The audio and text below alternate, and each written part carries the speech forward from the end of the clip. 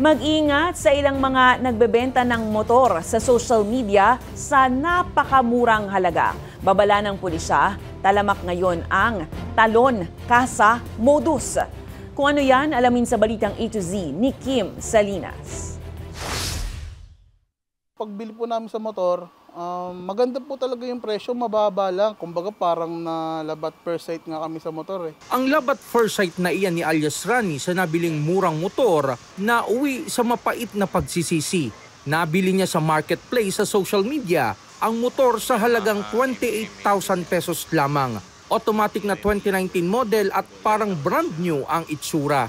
Pero nung papalitan na niya ang certificate of registration nito, dito na nagkaproblema. Nalaman po din namin sa police station na ang pinaka-case po talaga ng mga gantong mga motor is mga talon kasa po talaga. Biktima si alias Rani ng talon kasa modus.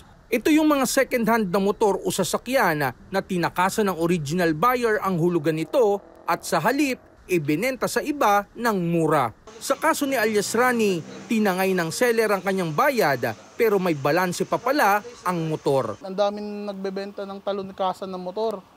Kaya yun yung lesson ngayon, no? Kapag mura talaga yung binibiling motor, ibig sabihin parang may hidden issue. Lahat ng mga talon kasa ay inire-report ng motorcycle dealer sa PNP Highway Patrol Group kaya nakatimbre ito bilang hot motor. Sa datos ng Rizal Highway Patrol Team, simula Enero nitong taon ay may nahuhuli silang 2 motor na talon kasa kada linggo. Upon verification, nalaman natin na matagal na, halos 1 taon na hindi nababayaran yung sasakyan. Kaya hinold natin or inimpound natin. I-check muna sa PNP HPG kung may kaukulang papeles ang bibilhing motor. Meron tayo mga motorcycle vehicle clearance section, meron din po sa Kamkrame yung ating MBCD, para po malaman natin kung ito ay produkto ng karnap o mga naka-alarmang sasakyan. No? Ayon sa PNP HPG, mabilis lang ang proseso ng pagkuha ng clearance ng motor para malaman kung legit ang papeles nito o hindi.